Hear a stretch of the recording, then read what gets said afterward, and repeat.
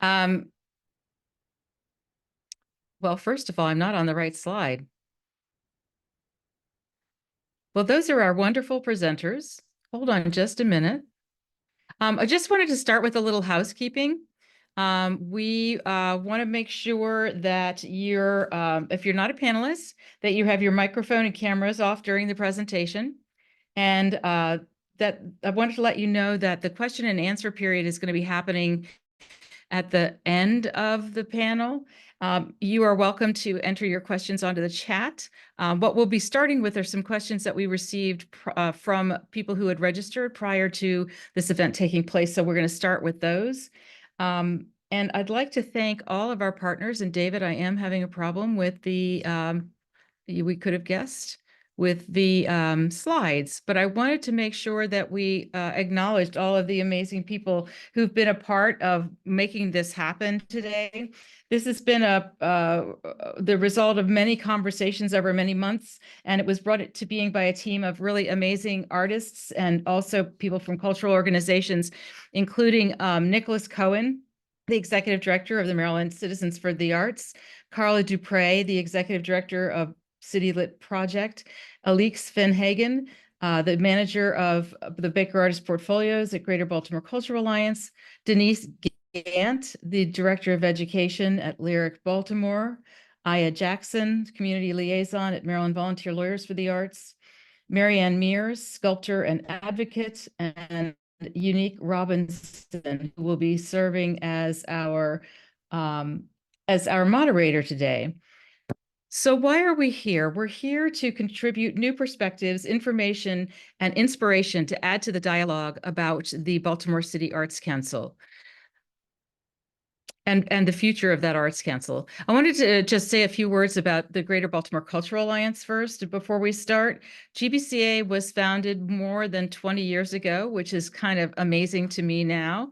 I've been with the organization for 13 years now.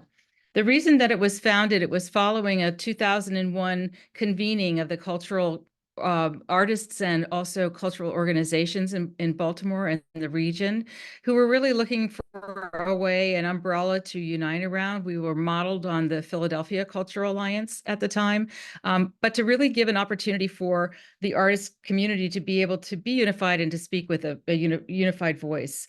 Today, we are the leading provider of support and services to artists and cultural organizations in the region.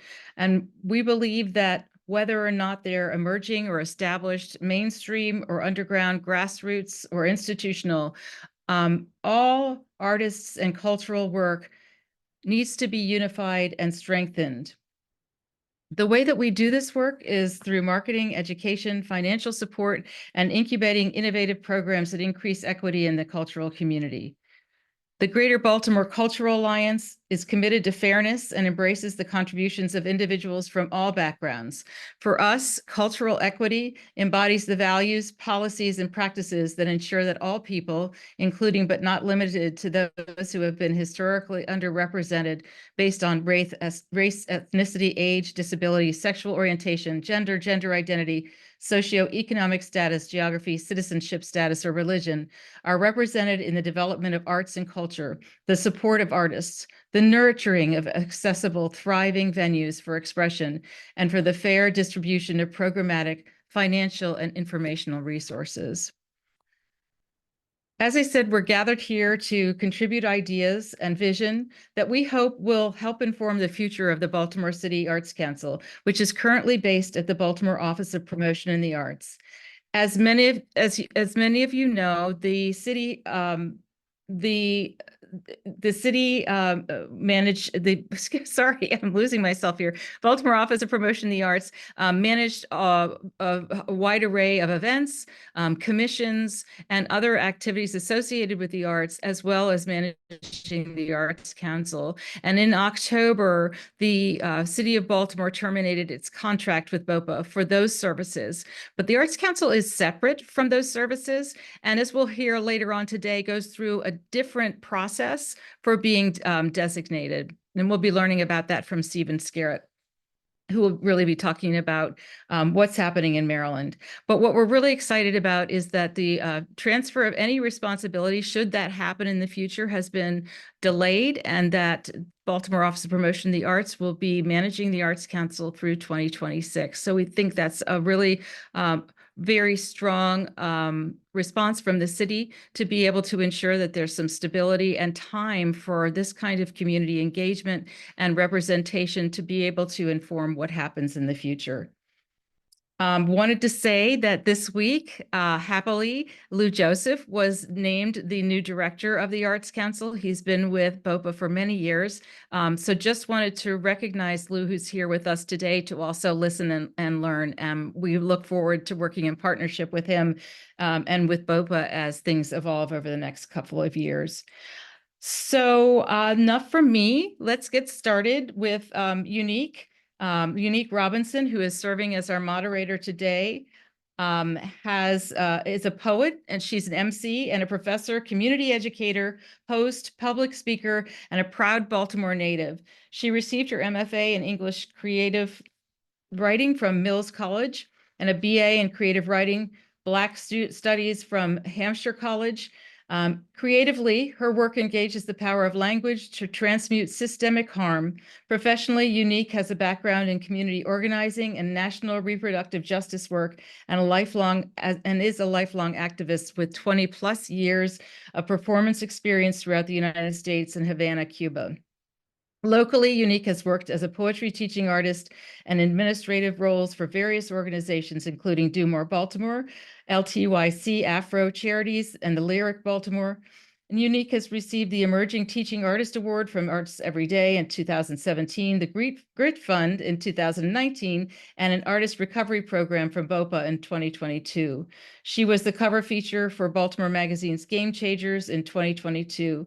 Unique is the director of MICA's MFA Community Arts Program and a writing workshop facilitator with intergenerational communities promoting healing through creativity. And if you want to see more about Unique's work, she also has a portfolio on the Baker Artist Portfolio site.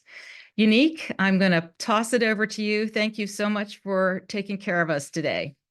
All right. Thank you so much, Jeannie, for that wonderful introduction. Good afternoon and evening, everyone. Thank you so much for being here. We do appreciate your time, your energy. Thank you so much to the panelists for agreeing to be a part of this wonderful discussion.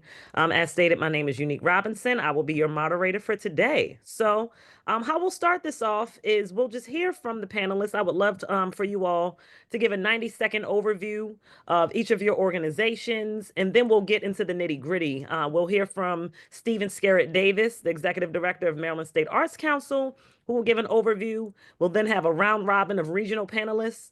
Susan Jenkins, the Executive Director of Arts and Humanities Council of Montgomery County, Maryland. We'll hear from Omari Rush, the Executive Director of Culture Source, Detroit, Michigan. Patrick Fisher, Executive Director of Greater Pittsburgh Arts Council in Pittsburgh, PA. We'll close out with Michael Orlove, the Director of State, Regional, and Local Partnerships and International Activities from the National Endowment for the Arts. And then we will have a fruitful Q&A with everyone. But I will move it over to the panelists so you all can just give a brief 90-second overview, your mission statements, all of those things. So we can start with Stephen, and then we'll move down the list. Thank you so much, Unique. Good afternoon, everyone. It's great to be here. It's great to be on such an esteemed panel and to see so many amazing people on the call today. My name is Stephen Scarrett Davis. I serve as the Executive Director of the Maryland State Arts Council.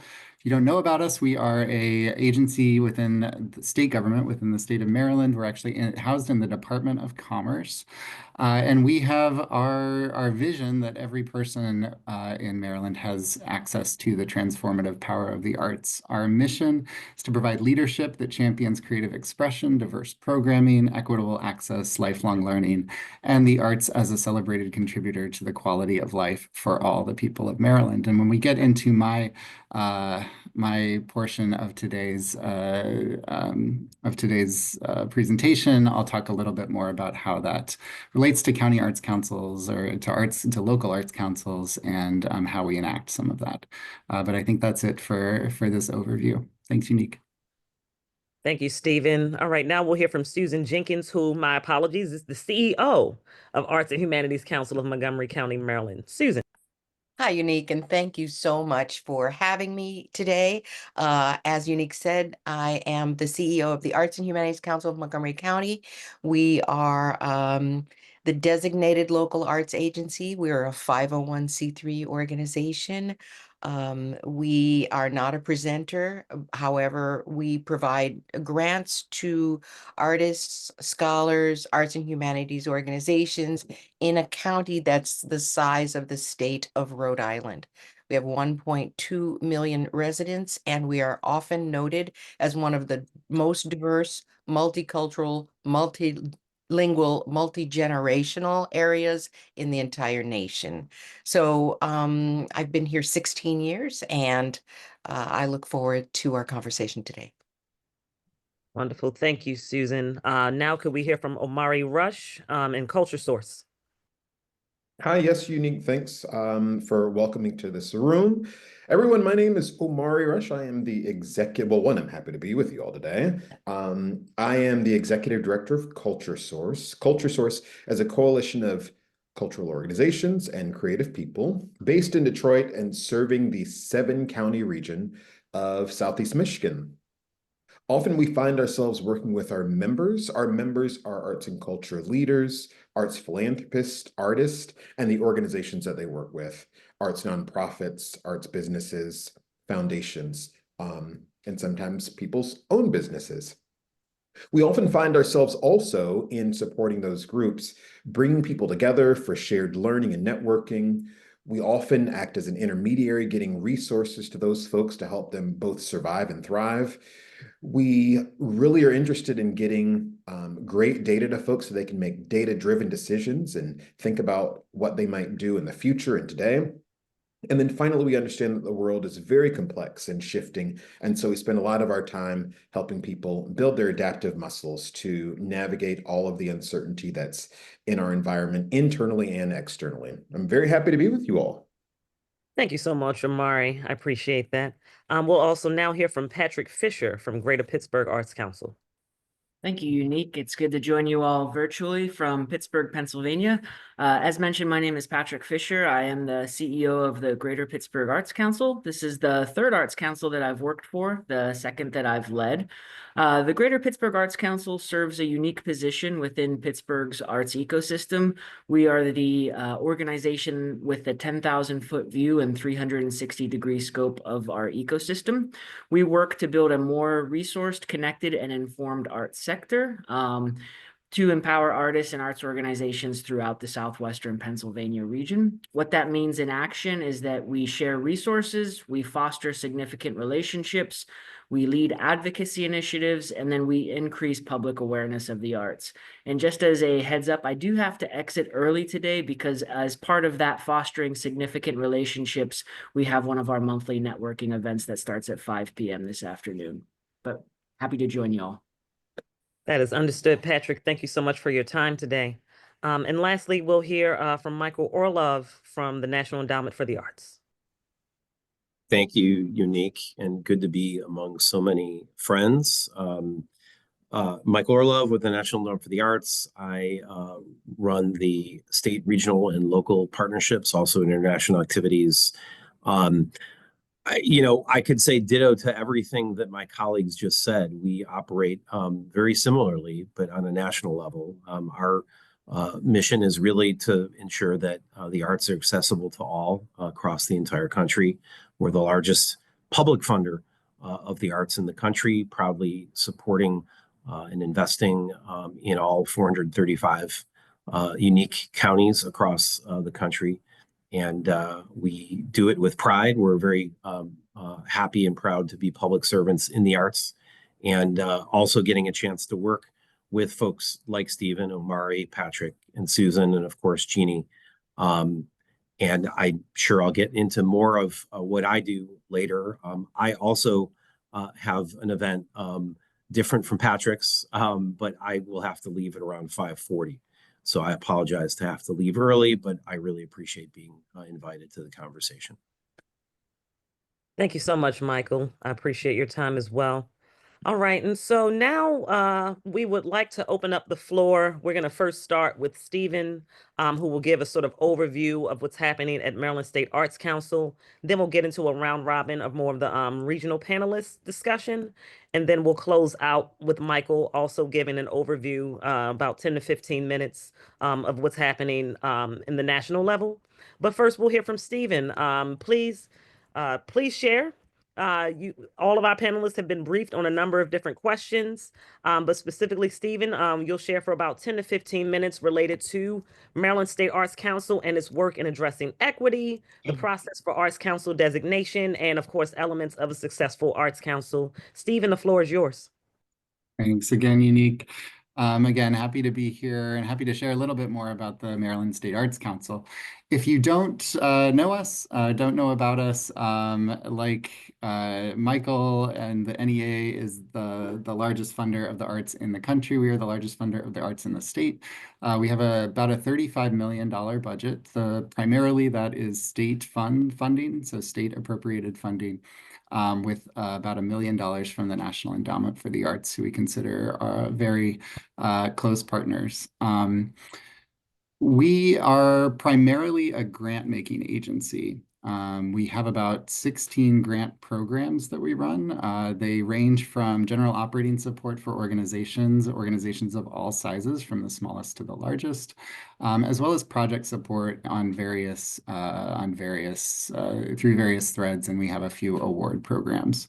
In addition to that, we provide professional development to strengthen the art sector, and we keep an eye on the ecosystem, and we make with the generous resources that we have relative to state arts agencies, we really make strategic decisions about how to invest those funds to maintain that very strong ecosystem that we have here in Maryland, in the state of Maryland. One primary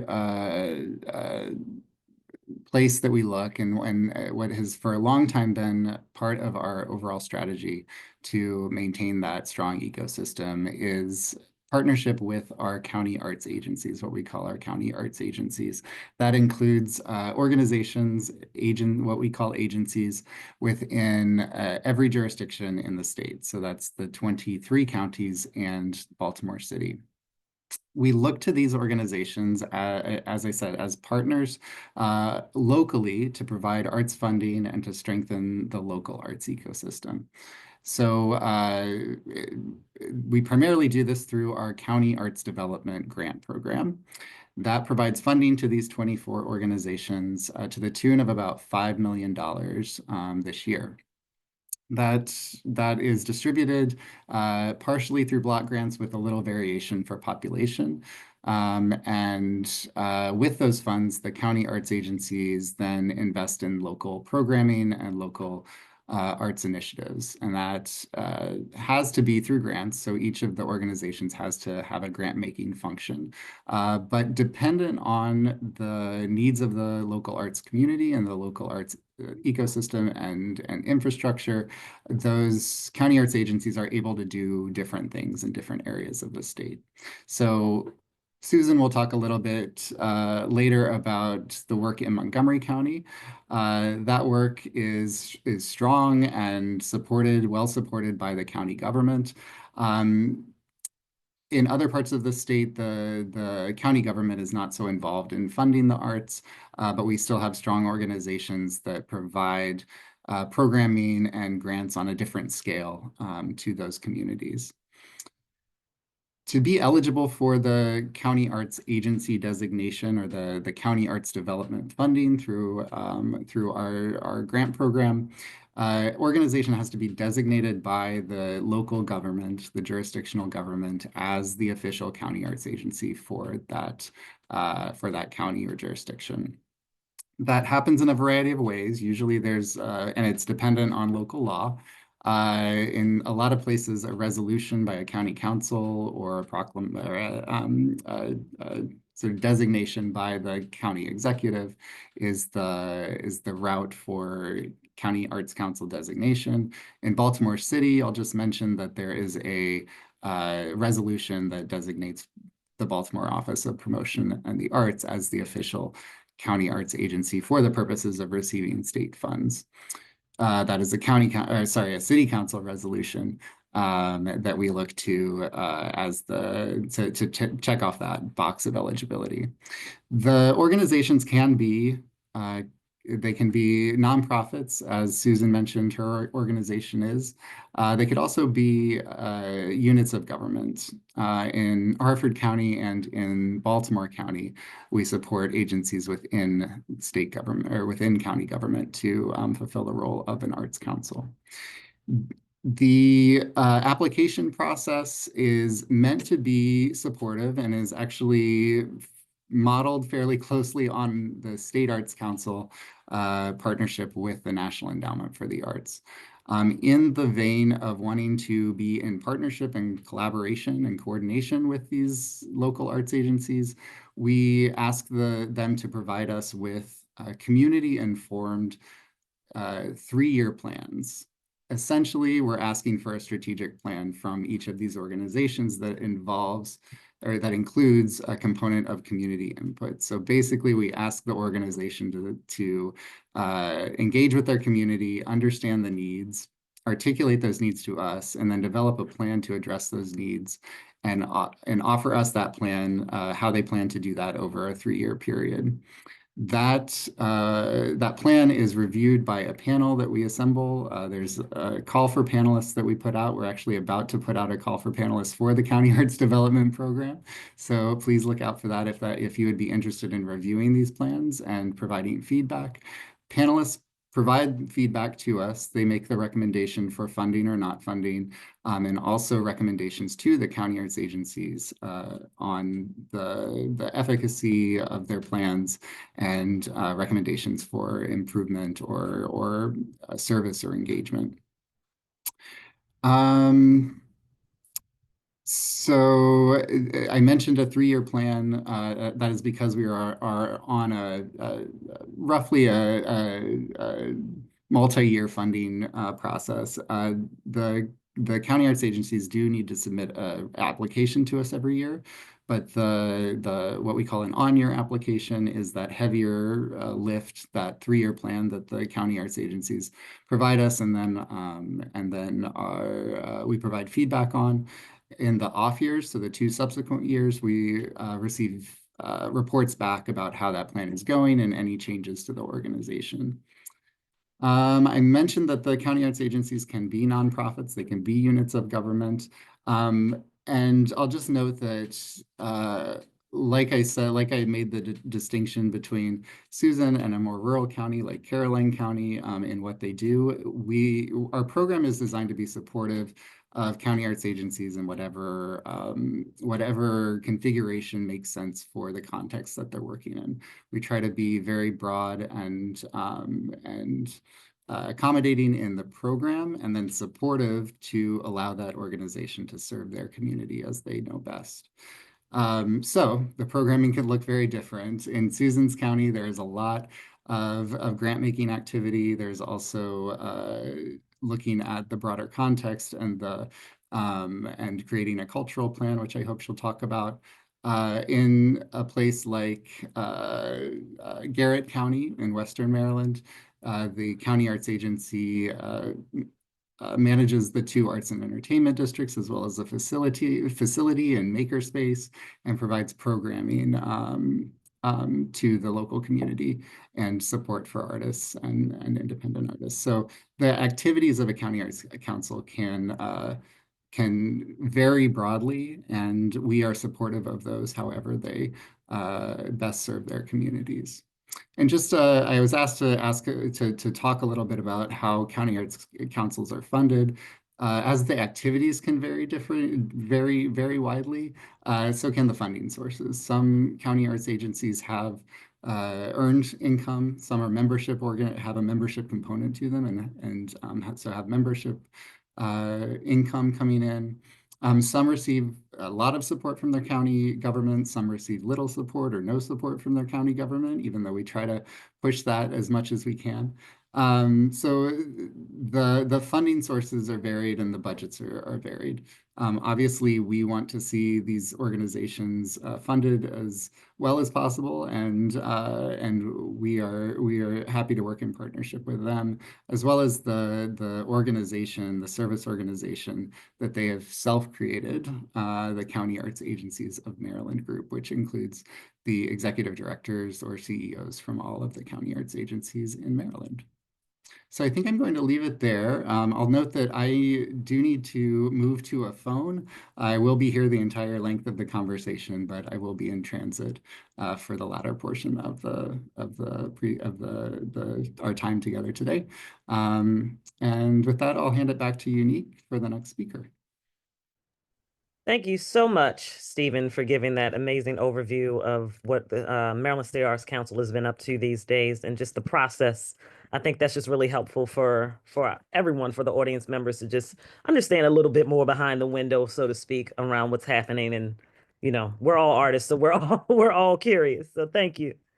All right, and so now I would love to open up the floor. This is the panel of folks who are from different regions. So that's we have Patrick from Pittsburgh, again, Susan Jenkins from Montgomery County, and Omari from Detroit. And so each of these panelists have also been briefed on the questions you'll hear me ask today. For these first set of questions, it's going to be about 4. I'd love to hear from all 3 panelists. Michael, we'll hear from you at the end, but if there's anything that's burning for you, you can feel free to share. Same with Stephen as well. But I wanted to ask this first question specifically to Patrick. Then we can go to Susan and then to Omari in that order. The first question is, what is your Arts Council's relationship to city or county government? And panelists, please keep your responses to at least 2.5 minutes maximum. Thank you. First, I'll say that changes from administration to administration, and how it looks in the present moment isn't necessarily how it's always looked over our 20-year history. I think it's important to mention that even though Pittsburgh has a very deep and long arts legacy, it does not have city or county funding for the arts, which is a real challenge when talking about how to maintain our thriving arts ecosystem.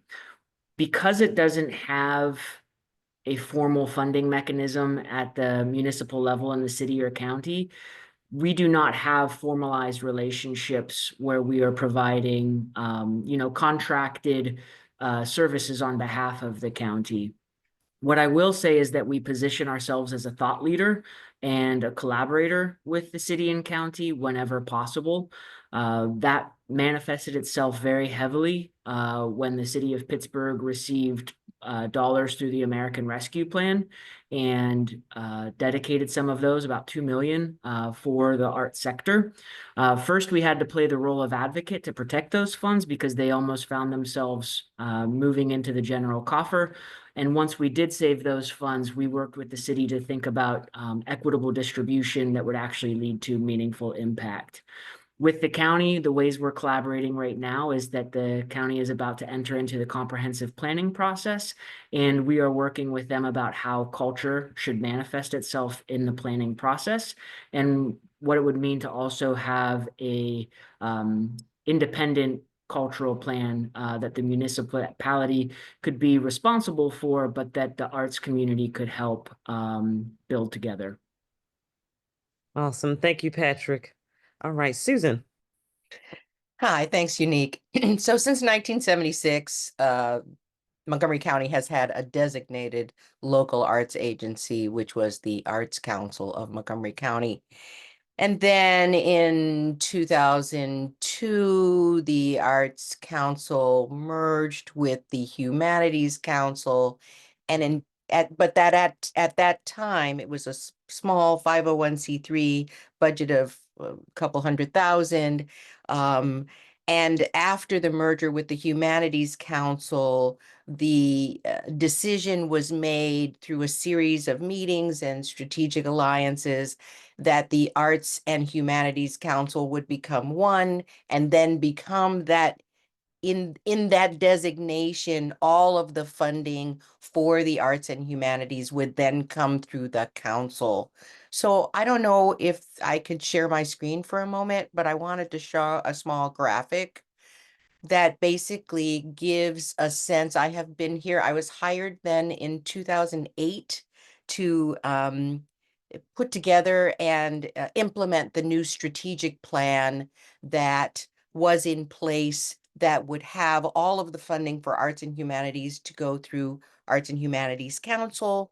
And however, at the same time, Lehman Brothers failed, a lot of other things happened, and funding was taken away from the 501c3. But over the years, we have been able to really gain much more in funding. And from that point on, from starting at about 3 million to now, our budget is hovering around $7.3 million. Susan, can't- you are able to share if you wanted to screen share. Okay, great. Let me see if I can pull that up. When I tried to grab it, it did not see it. So I don't want to waste time here. Let me see if I can try one more try. The screens there. I think you can see that. So that's what appropriation looks like now. Can you all see that screen? Or is it off to the Could you widen it for us? Yes, something about it. It's not letting me. Okay, let me try one more time to find out why it's not doing the right thing. Let's try this. Let's try this. How about that? That's great. Thank you.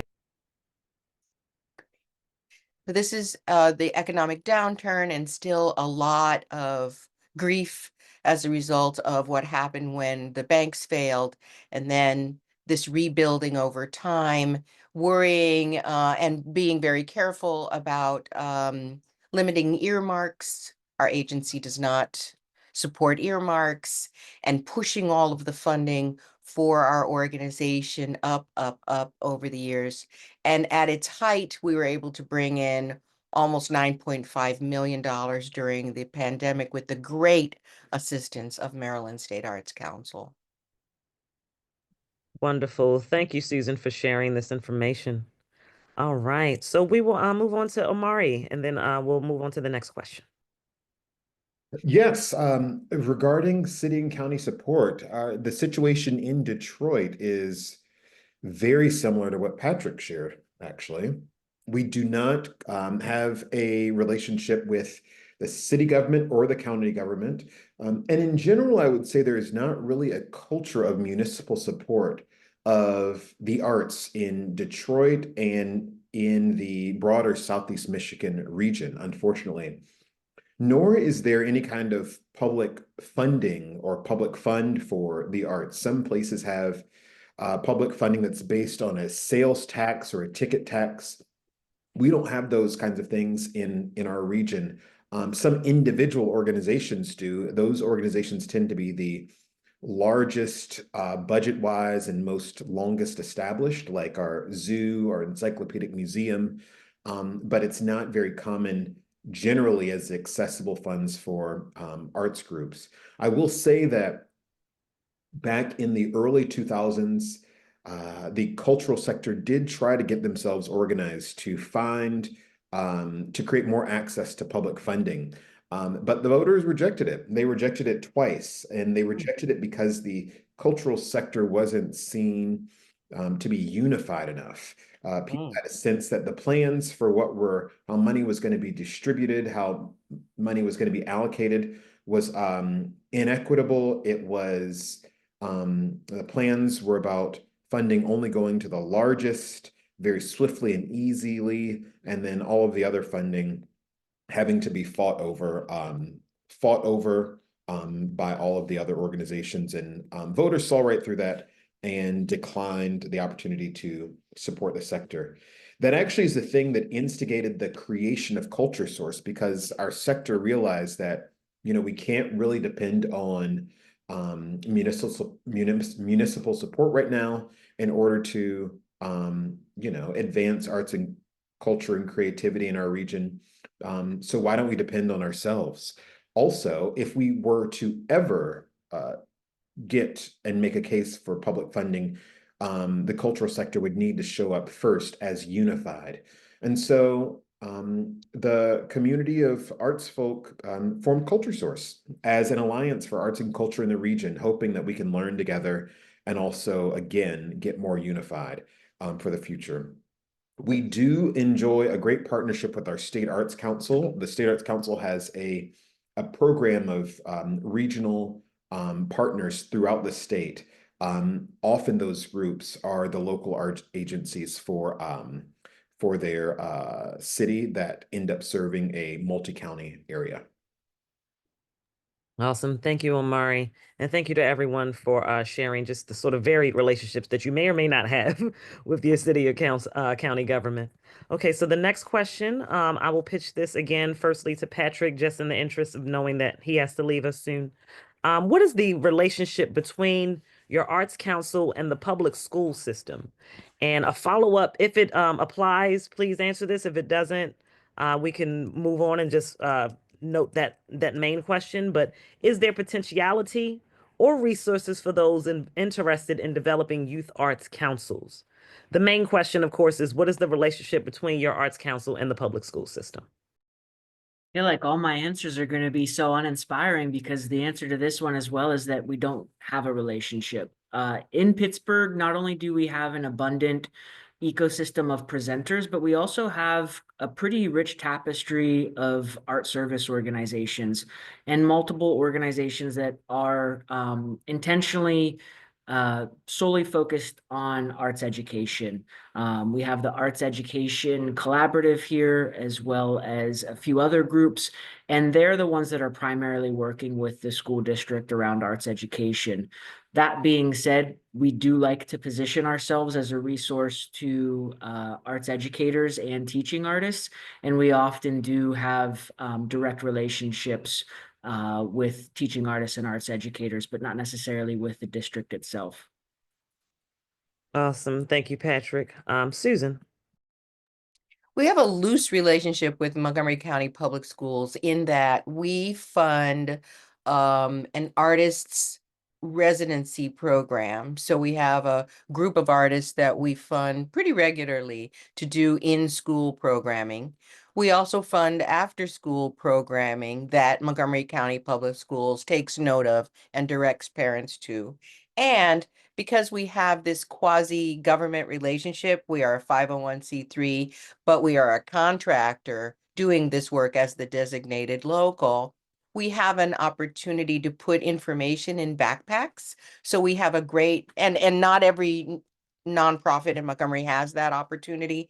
So we have a direct relationship with parents and teachers through this backpack program where we can announce in school, after school, summer programs, camps, that kind of thing. That gives us a really nice partnership with them that we're constantly looking to deepen. And when we talk about the cultural plan, I'll talk a little bit about how we're working with that too. Awesome. Thank you, Susan. And Omari. And once again, our situation is very similar to Patrick's. We do not have a relationship with our public school system in Detroit, nor do we have one with the expansive and extensive network of charter schools in Detroit. I will say that the schools and the school district, in particular, the Detroit Public Schools Community District, manages all of those arts relationships themselves directly and has really had to, in terms of its own fiscal management responsibility, be pretty thoughtful and tight about contracting the different organizations. And so there's a whole bureaucracy around that. I'd also say that there is an organization, there's not a dedicated and kind of comprehensive arts education support organization in the region. There is one that is attempting to form, and I think some of the arts education, creative youth development service providers question whether that kind of intermediary is actually needed or if it just adds unnecessary complexity to the ecosystem. That remains to be seen, but the people that are forming that felt like there was certainly a certain opportunity to kind of advance the opportunity for young people to be inspired by engagement in the arts. I will say that we do have a local foundation just for the city of Detroit, the Skillman Foundation, that is has a laser focused on helping young people succeed. And while they are not an arts funder, some of their funding has traditionally gone to after-school programs that are arts-based. And so there are some models there for art support, but more notably, Unique, the way that you ended with the youth council, the Skillman Foundation just recently launched a youth council to support not just youth, like not just grant making with youth, but just to continue to better understand what's happening with them by bringing their voices very close to the center of the foundation's work. Thank you so much. That's very important. I was a young person in the arts, so speaking to my inner child. So it should be noted that Culture Source also operates very similarly to how Greater Baltimore Cultural Alliance does here in the city. So just wanted to throw that out there. But thank you all for your answers to those questions. Question number 3 out of 4, and then I'll get into some specifics. What is your source of funds for re-granting, and is there tax revenue? In the same order, please. That's another area that it's fluctuated a lot over the years. 2025 is actually our 20-year anniversary, which for an arts council, especially an arts council for a city like Pittsburgh that has as much history as it does, is relatively young. We formed out of the merger of 2 other art service organizations in 2025. So as we approach our 20-year anniversary, I actually sat down and went through all of our 990s and looked at how much have we granted out to our community over the last 20 years, and in what forms did we grant that out. And we've had a variety of grant programs over the years that we've administered, some that have been funds that were awarded to us from local foundations to re-grant on their behalf to individuals because maybe they solely focused on organizations. Others were through corporate partners who had an interest in the arts and wanted to make an investment in the arts and looked to us to administer the grant programs on their behalf. And then the longest standing program, which is still current, is our partnership with the State Arts Council. The State Arts Council at one point in time administered grants directly themselves, and what they found was that there was disproportionate inequities as far as where the dollars were going geographically. They were primarily concentrated between Philadelphia and Pittsburgh. So to address that, they formed regional partners so that all counties throughout the Commonwealth could be served equitably. So we are responsible for 4 counties here in southwestern Pennsylvania, and we administer public dollars through 2 different grants that we administer as a result of our partnership with the Pennsylvania Council on the Arts. What I will say is that we are actively looking at additional ways we can expand our grant making.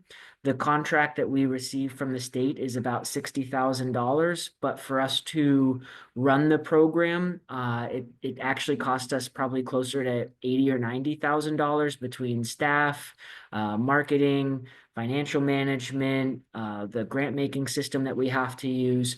So in order for us to not have grant making be a loss leader for us, we actually need to be looking out at our community partners, those corporations in our community, the foundations in our community, to see if we can expand our grant making portfolio. Thank you. Thank you, Patrick. Susan. All of our money comes from the local arts, from the local county government, except for about $250,000 that comes from Maryland State Arts Council. That money is used for our administration to augment what we get from the county. But for the most part, that funding that you saw, the $7 million, comes from Montgomery County government. We are not able to raise funds, we found over the years. Because we have such an incredible influx of funding from Montgomery County government, it's very difficult for us to raise funds from corporations in the area. Plus, there's a very, very cosmopolitan, very, very competitive theater, music, dance, visual arts community. We are right over the border from Washington, D.C. And so as a result of that, we try not to compete with those organizations for funding. And we have found over the years that the corporations that we have, like Choice Hotels, Marriott, Sodexo, they're much more inclined to give directly to those direct arts organizations. So as an intermediary, we've stepped back so that they can receive all of the funding that we do. And the majority of our funding goes for general operating support, which is also difficult to get and very important for these organizations so that they can attract those corporate dollars. Wonderful. Thank you, Susan. And Omari. I'll kind of pick up a little bit where Susan left off, or at least touched on, and that is in the work that we do at Culture Source, we have to be mindful about not being perceived as, in air quotes, competing with the people that we are supporting, our member organizations, arts leaders, artists. And I say perceived because it's someone who would get an individual, for instance, who would give us money to do great work with that, we believe understands something about the value of ecosystem support. They understand something about, a rising tide lifting all boats. And we think that's different from a person who loves their favorite dance studio or their favorite art gallery, and or that person has capacity to do multiple things. But nevertheless, we have to manage that perception. I'd also say that for the kind of grant making focus at Culture Source, most of our funding in that area, and it's a robust area for us, comes from foundations, institutional philanthropy.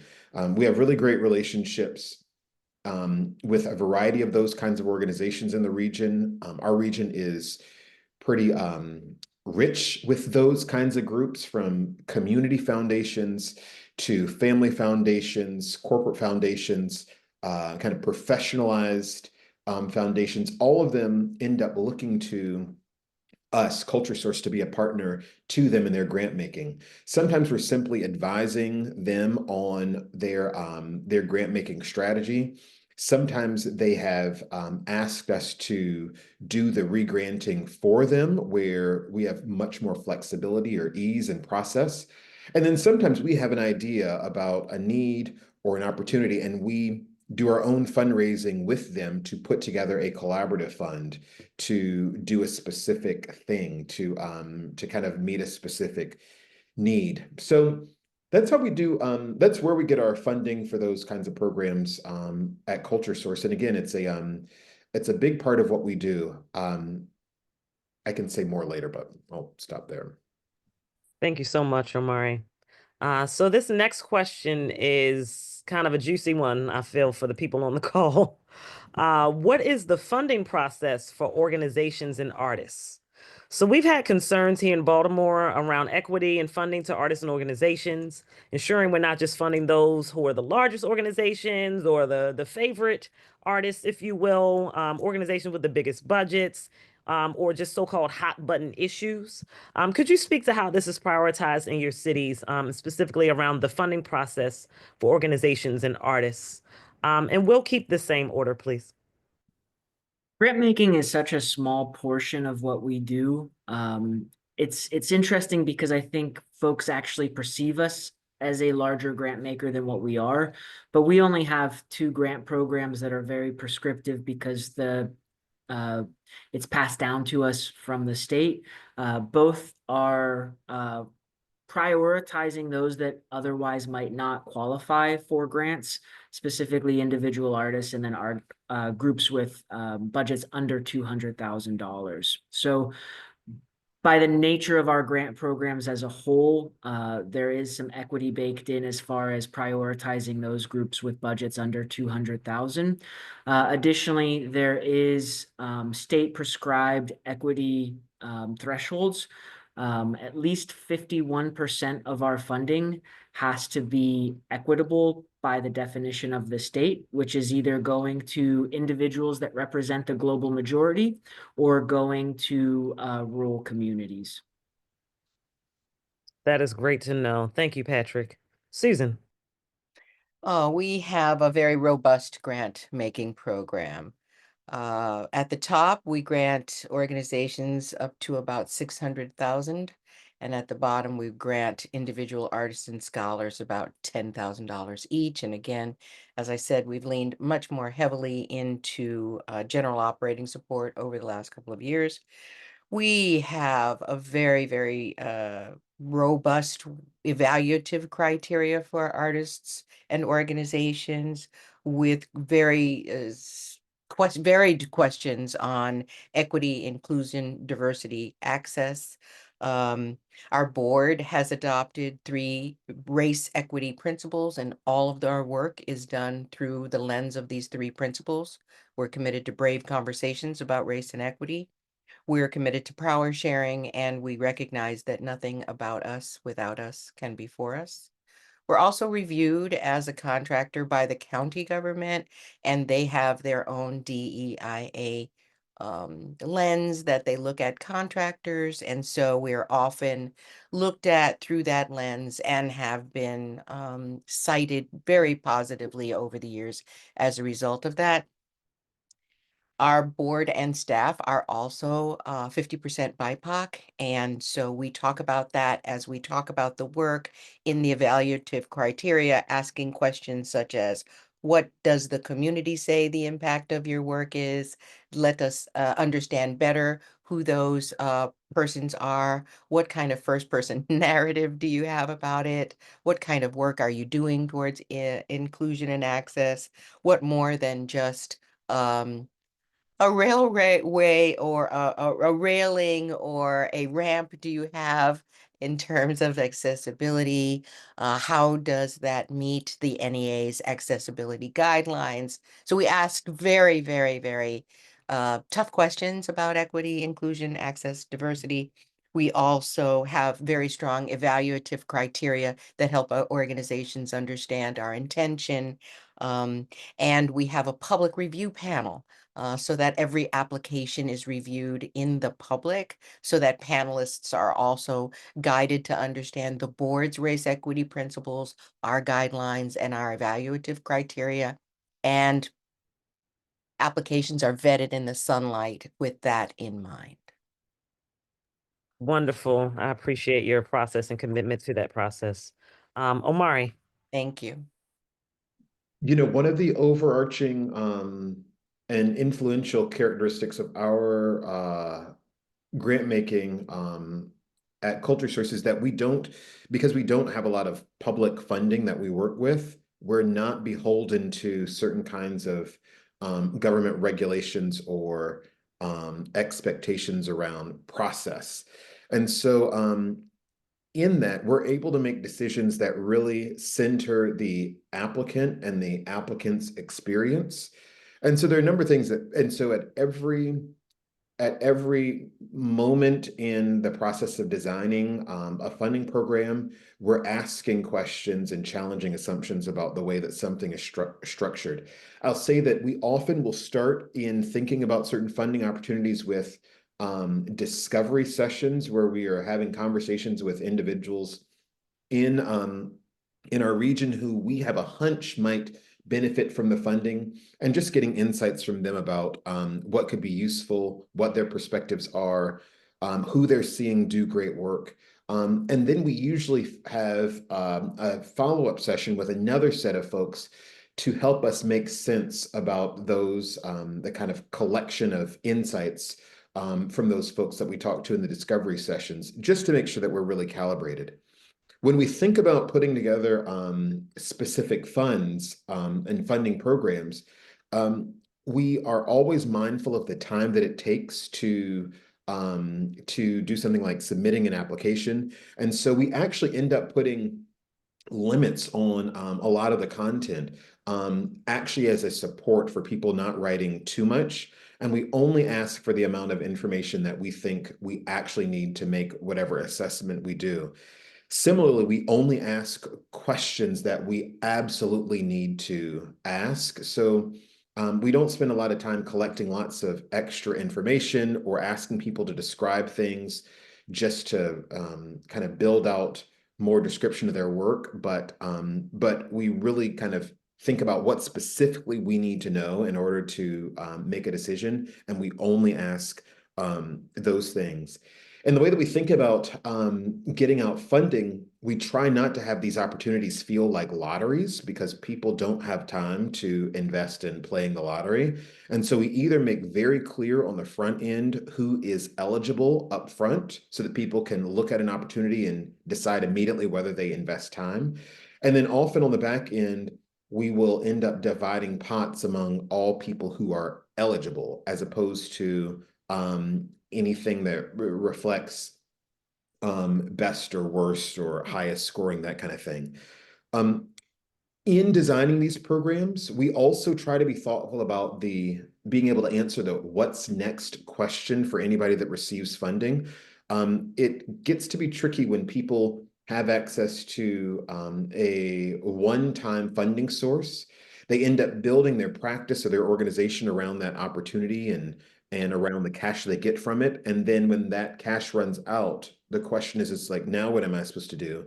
And oftentimes we see in our region that there is not a what's next, and people really fall off a resource cliff. And so it's then not really responsible for us to open up certain funding programs without having invested in what might be next, for those folks. Finally, as people reach out to us, we do try to support people in the process of completing their applications and putting together their materials. Generally, we tend to be very flexible in what they submit, and we always tell people not to be overly concerned about not, quote, being a professional grant writer. We actually rarely see that people who are professional grant writers outperform people who are not professional, quote, professional grant writers. We often see people that help us look at proposals being most compelled by people writing from the heart, and they can often tell when people are close to the work and close to the experience and are writing in those terms. That's the most compelling. We don't find a lot of people that are analyzing sentence structure, syntax, or grammar in proposals. Finally, we did put together recently, in partnership with the Kresge Foundation and Ford Foundation and Ann Arbor Area Community Foundation, a specific funding program called the ARC Fund that's $1.5 million that aims to help culture workers of color make a leap in their career trajectory, one that's not suppressed by historic trends of race-based oppression. That program is out and rolling, and we've been able to let people know how they are able to access the fund, and it feels really good to have done that work. So that's a kind of overview of our approach to funding. Thank you so much for a very comprehensive overview. Just knowing that Baltimore and Detroit have similar issues, if you will, that's really beautiful to hear. So the next question, Patrick sadly had to leave us. As you all know, he had to exit at 5 p.m. So just giving thanks to Patrick for his time and energy and his responses.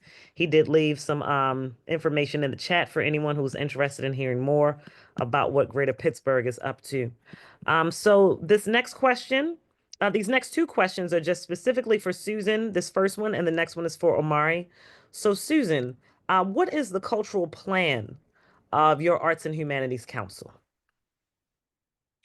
Well, in 2000, the Arts and Humanities Council began to consider a new cultural plan for Montgomery County.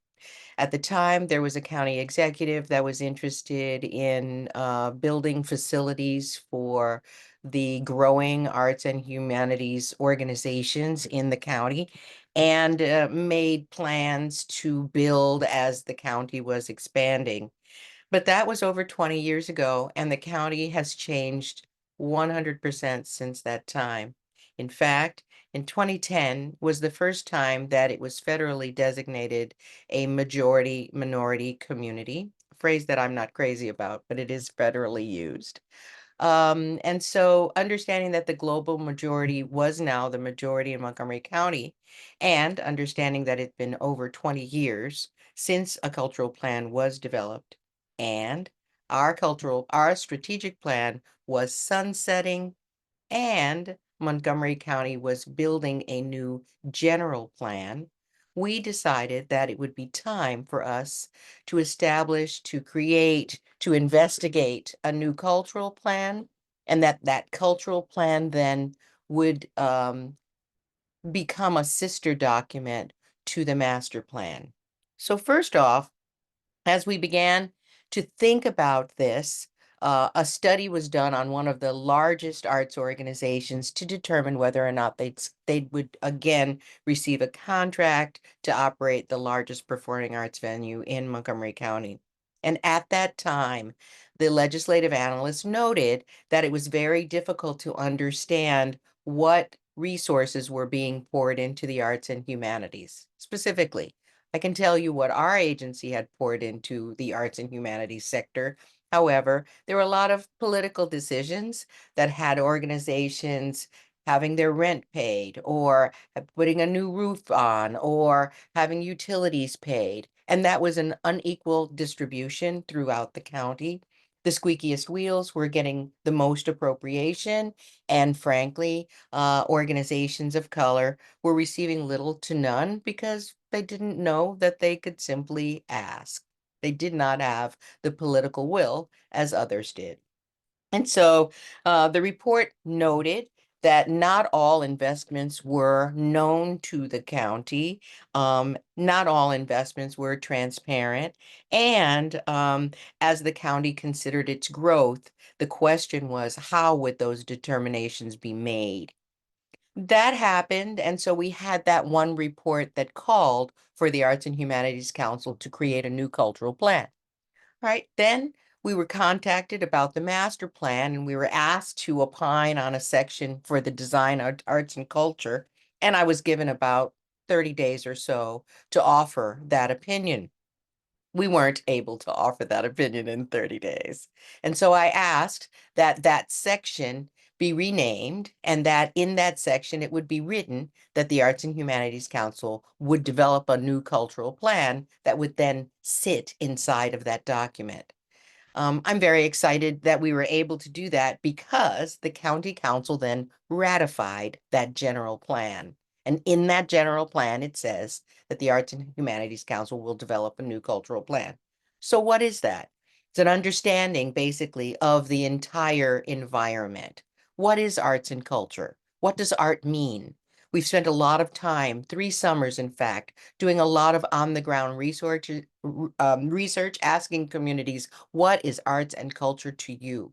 So we've done all of that research, and we interviewed organizations all across the nation: Nashville, New Jersey, Arizona, Oakland, asking LA, asking about their cultural plans and learning the good, the bad, and the ugly about those cultural plans. And so we spent over 3 years doing research.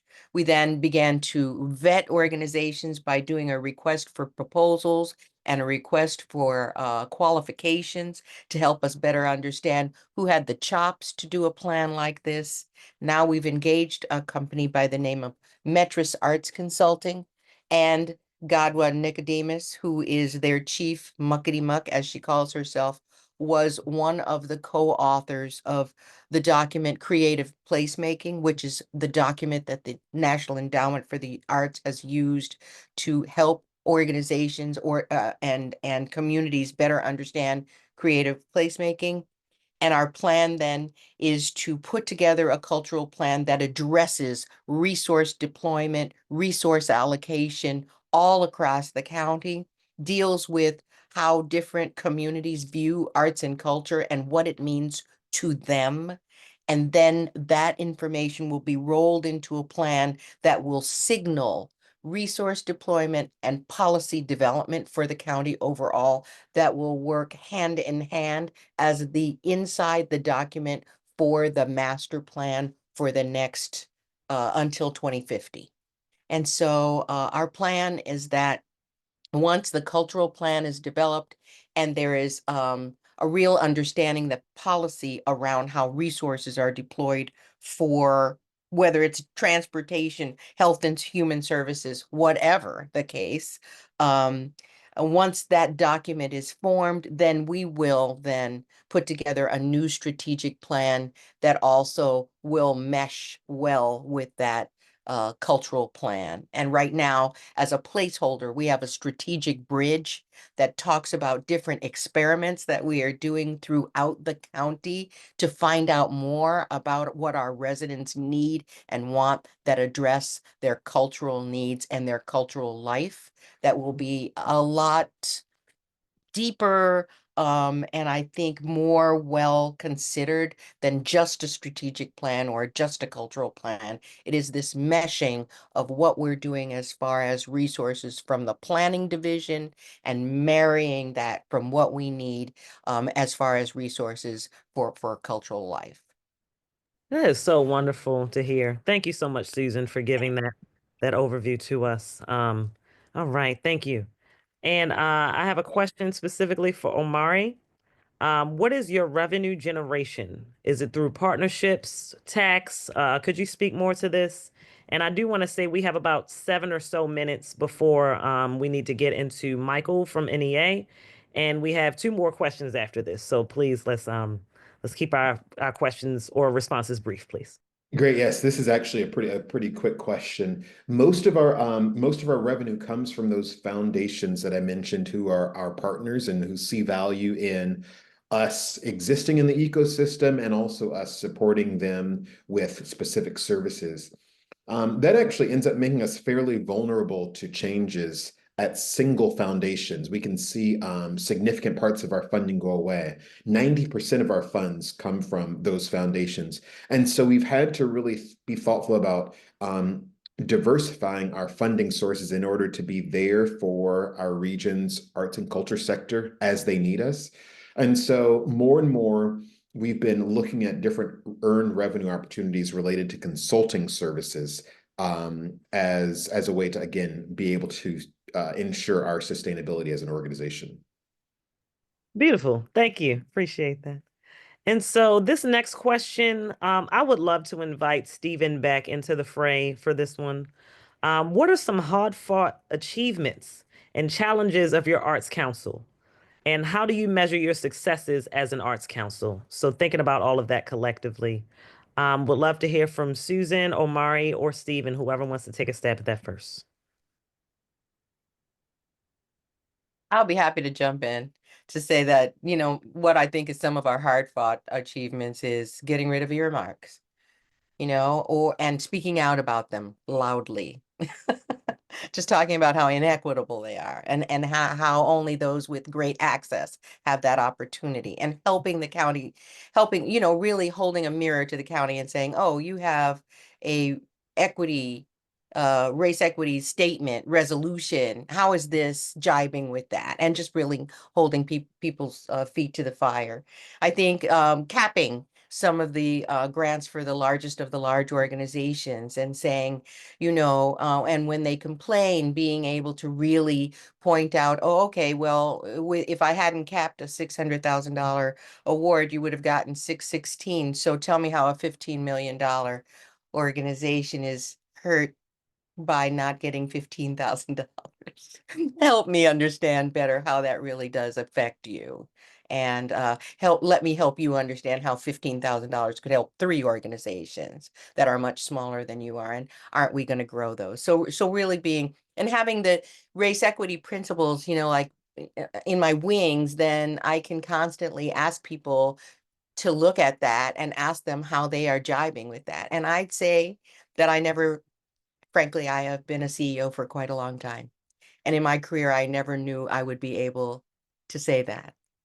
And so just being able to hold the community up to those principles and really ask hard questions about inequity, being brave about that. I'd say that that's our greatest achievement. Wonderful. Thank you, Susan.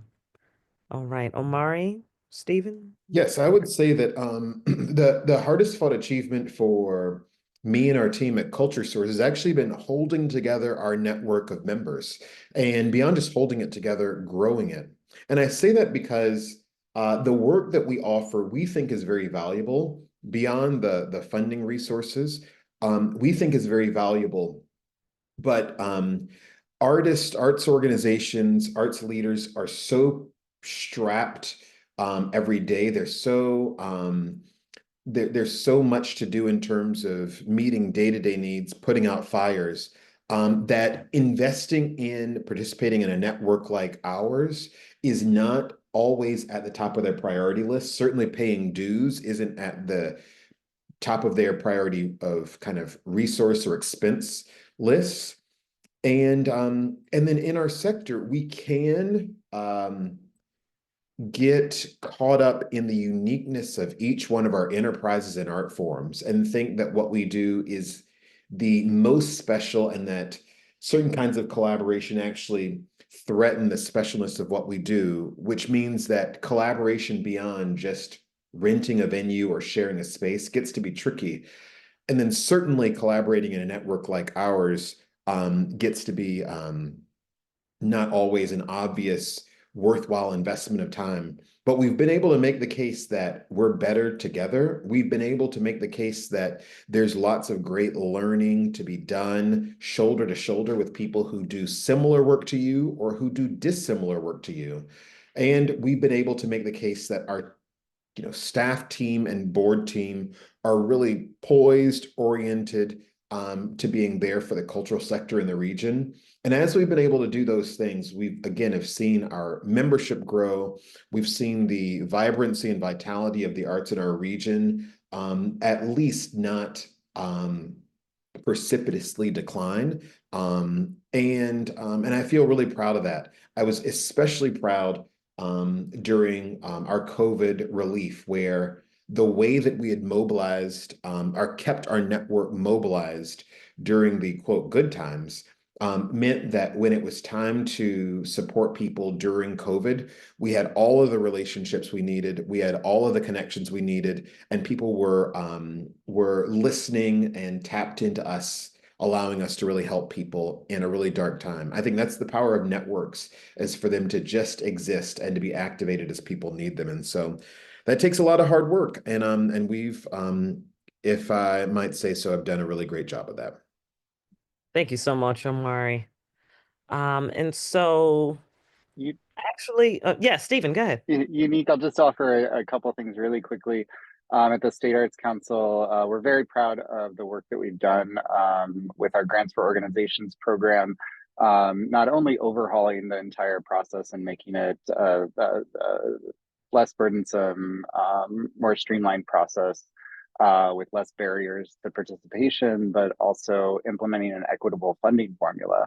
That in addition to capping the maximum grant amount, it also takes into consideration the size of an organization's budget and figuring their grant award. So a smaller sized organization, organization with a smaller budget will get a larger grant relative to their budget size than a larger organization. We think that that's more equitable, and that combined with the changes that we've made to the application and the process generally, we've seen an increase in the number of organizations that we have supported, that we do support in the state, from about 200 about 5 years ago to over 300 now, with a significant growth to those smaller organizations that we're able to fund. And the second thing I'll just say again briefly is I'm really proud of the participation that we've been able to inspire, where I say that we're a victim of our own success, that we've done a lot of work being intentional about reaching artists and organizations in all corners of the state, and in all of our programs, breaking down those barriers to entry to our grant programs, to the point that For example, last year we received about 4,500 grant applications total, and we were able to award 1,500 grants. So we're seeing a much higher demand.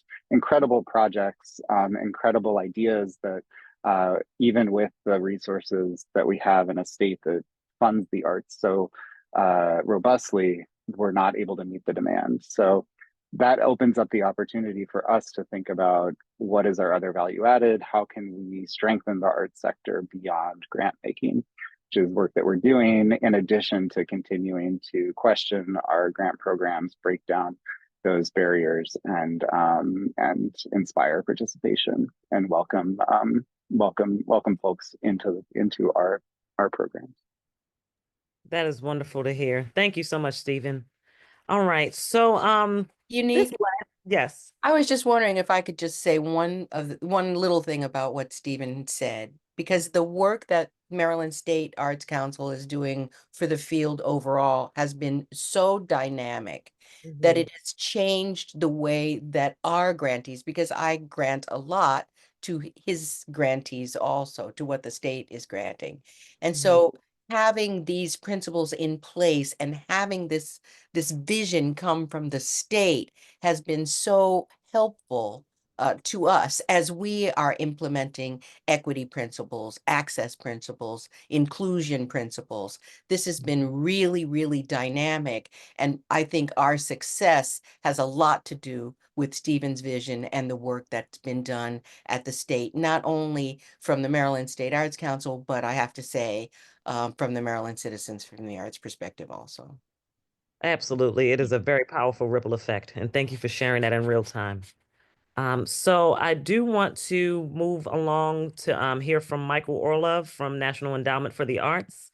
And this final question, we can talk more in the Q&A around the sort of hard lessons or the lessons here for Baltimore City and where we currently stand, as we're about to have a Baltimore City Arts Council officially. But we can hold off on that until the Q&A. But now I'll turn it over to Michael Orlov. Thank you, Unique. And first of all, I know Susan and Omari and Stephen and Patrick very well, but man, what a powerhouse group. I've learned so much just listening in, and I'm really proud to call them colleagues and friends. I know we're short on time, Unique, and or at least I am. I have to leave at around 5:40. Are there particular questions you want me to address in the time we have specifically, or you just want me to talk in general about our relationship with arts councils? Yeah, we were hoping you could talk about your relationship with arts councils. If you want to speak specifically to anything related to equity or related to any of that, like that would be helpful. And of course, the lesson for Baltimore City, any of those questions could be great. Sure. Well, I'll just start. My portfolio as the director of state, regional, and local partnerships is to manage and build relationships with arts councils at every level. And there's, no I in team, right? So it's important to lift up our small and mighty group. Lara Holman Garitano is our state and regions manager, and Eleanor Billington is our civic partnership manager, who works with me on our relationship with the local arts agencies. So I wanted to make sure to mention their names. I think one way of looking at our relationship with arts councils is what our chair, Maria Rosario Jackson, likes to call the vertical axis: international, federal, regional, state, local, and it vertical, going in both directions. And this partnership with arts councils is so important as the field informs and supports our work and vice versa. I think it's a great way to illustrate our relationship as the National Endowment for the Arts. And if you keep that visualization in place and look at the federal level to the state level, where the central placement of state arts agencies and state government offers opportunities for our work to inform, and equally as important, to be informed by leadership priorities across all 50 states and six jurisdictions. So, just hearing Stephen talk about his work is inspiring to us, and we're learning from each other, I hope. Regional arts organizations fill a unique role in this landscape as well. There are 6 regional arts organizations, and they have multi-state service areas and are organized as separate not-for-profits. The flexibility of this structure has allowed for regional arts organizations to be a big part of NEA program initiatives, with their ability to work across state borders and their success, as well as attracting significant financial support from private funders and foundations. And I'll just pause there in the vertical axis to say that 40%, I should have brought some visuals like Susan, 40% of our agency's budget goes to these 2 particular partnerships. State arts agencies and regional arts organizations get, off the top of our budget, 40% of our allocation each year, which I'll talk a little bit more later if there's time. But then I want to go, if we're working on the vertical axis, go to the local arts agencies, the focal point of today, which are our field partners at the city and county level. Local arts agencies are a central part of our partnership structure at the NEA in their role as the public entity in the closest physical proximity to their communities, their constituents. For structure, what we know is that the structure of local arts agencies varies depending on the specifics of each community. And as you're learning on the panel this afternoon, some are very clearly established as cultural affairs departments within city or county government. Others are set up as separate not-for-profit organizations. Some are staffed and have access to dedicated revenue streams. Others might be founded and led by volunteers, which is the case across the country. Service areas for locals range from special districts to city, multi-city, county, or even multi-county areas. And I think maybe the most important is there's a flexibility in these varied structures that allows for locals to work at a speed and nimbleness far greater than what we could do at the federal level. So one common denominator across all this vertical axis is that all these entities share state, regional, local, is that they all can legally subgrant federal funds, which is really incredible for us, an incredible tool for us, and greatly extends our funding investment across the country. Maybe I'll pause there and ask if there's a follow-up question from you, Unique. I see there's Jeannie in the chat mentioned the LAA survey, if you wanted to speak more to that. Happy to talk about, that was maybe one of my wins to talk about. I'm happy to talk about the local arts agency survey. So, beyond just the transactional relationship with our partners, I'm really excited that we've been pushing internally at this agency since I've been in this position for about 5+ years. And I want to give credit to our amazing Office of Research and Analysis team, Sunil, Patricia, Catherine, and of course our chair, and Eleanor, if she's out there listening, for their tireless work on getting this off the ground. This is the first time in our history of our agency, and we turn 60 years next year, that we are investing in a multi-year, multi-phase research study on local arts agencies in the United States. So the National Endowment for the Arts contracted with 2M Research to conduct a mapping analysis, a typology analysis, and listening sessions with local arts agencies as part of phase 1 of this study. So across these 3 tasks, the researchers made detailed observations in 5 areas, and I'm just going to go through it very quickly.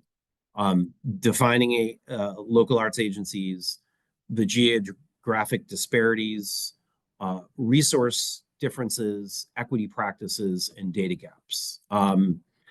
We had an excellent session at Grantmakers in the Arts. For those who were there. The session was called Conduits and Catalysts, a national study of local arts agencies. And we followed up just a couple weeks later on our public session at the National Council of the Arts, talking about this first phase.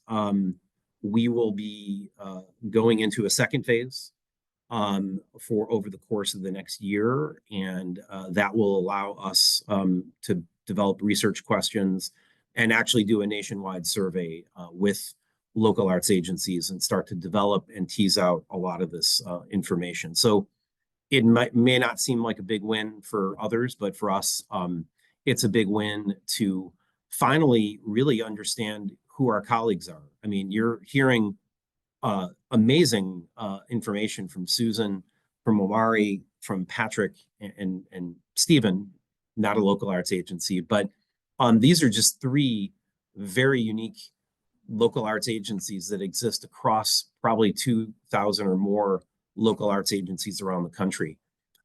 So there's more to share there, and Jeannie, I'm happy to talk more about it. Maybe a follow-up. I know it wasn't asked of me, but I can at least share that a follow-up or related to is we are planning to announce in the new year that we'll be investing $600,000 to support a new capacity and network building initiative, tentatively called the Local Arts Agencies National Cohort Program. I'm sure the name will change, but that's what Eleanor and I came up with at the moment.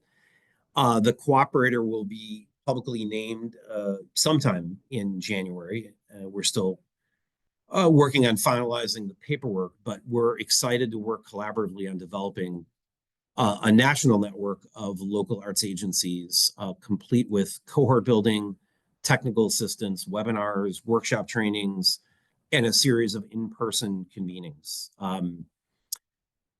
What else? A website and public resources will be developed, including case studies, local arts agency directory, toolkits, and self-guided project assessment workbook. So there's a lot to share on this, and the scope of the work is still being developed, but I think it will build and strengthen a network of local arts agencies throughout the country and facilitate a multi-dimensional learning community for local arts agency leaders to exchange. I mean, the kind of stuff we're hearing today, exchange strategies and tools to respond to the field's trends and to learn from peers and the field experts, but also offer resources and other assistance to local arts agencies based on best practices in the field. So look for more information probably in the middle of January before we can publicly announce all this. Thank you so much, Michael, for sharing everything in relation to National Endowment for the Arts and just your commitment to all of us here in this country and in the region.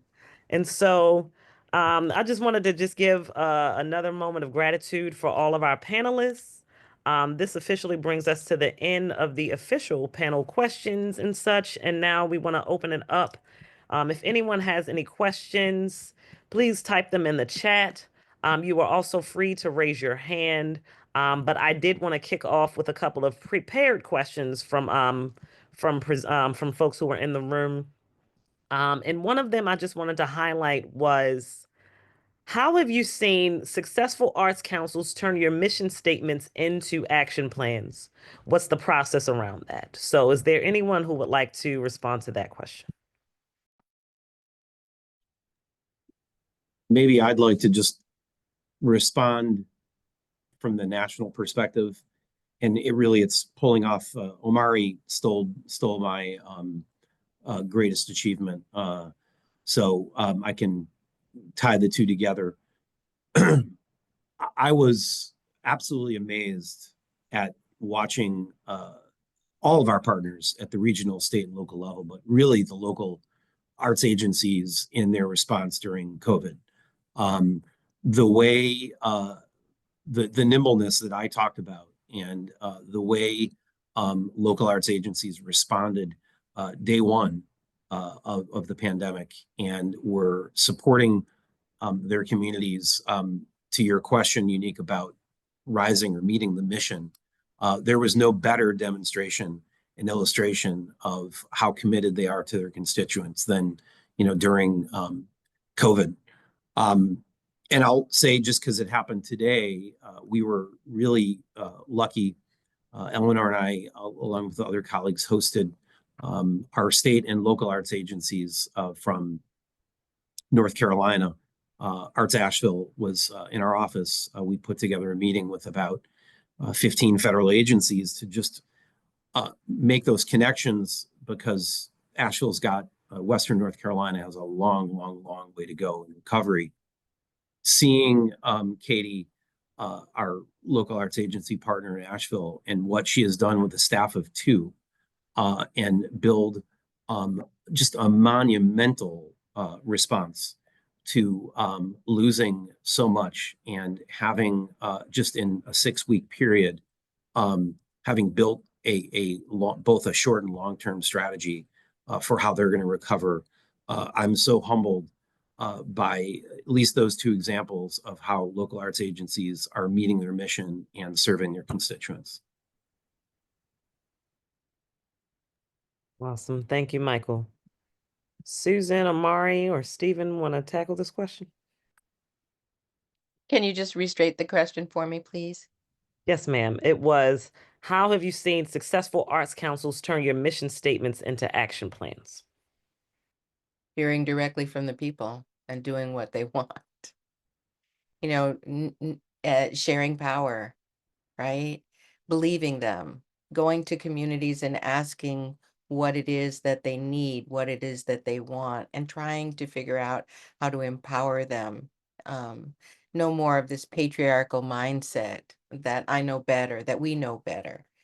We meet them where they are, give them what they say they want, and we have invested a lot in trust-based philanthropy. Tell me what you need, let me give it to you, and then tell me how you can best tell me what you did with it. We've tried to make it really simple. I know that sounds crazy, but it works, and it's worked really, really well for us. And so, as Michael noted about, say, that response, I mean, we're practitioners, we're artists. So when the pandemic hit, it's like, what would I want? Don't ask me what I'm doing with the money. Maybe I need groceries. Maybe I need transportation.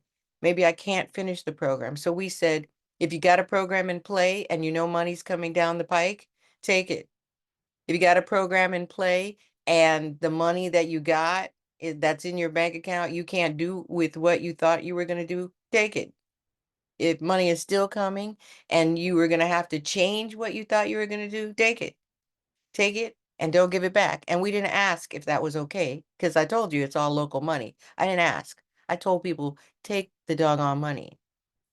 And then we figured out that we would answer it at the other side, but we didn't have to, because people were in need. And so again, like Maya Angelou says, if people tell you who they are, believe them. We believe them. We ask them what they want, and we just do that. Makes it so much easier. That is beautiful. Thank you, Susan. That's relieving, honestly, just as an artist who has applied for grants, and on the other side of it, also been a juror of grants. Like, that's just really inspiring to hear. Stephen also points to what you all are doing in Montgomery County as a prime example of a response to that. So thank you. Omari, did you want to speak to this at all? I would just say one way to turn those missions into actions is to just get curious about the mission and start to ask questions, and to in a way get kind of nerdy about breaking it down, and let that lead you in a path. So for instance, at Culture Source, our mission is to advance creative and cultural expression in Southeast Michigan. And so I could easily say, well, what is creative expression? Like, what does that actually look like? Like, how would I define that these days? And then think about the things that I could be reading to better understand that. Think the things that people I could be talking to better understand that.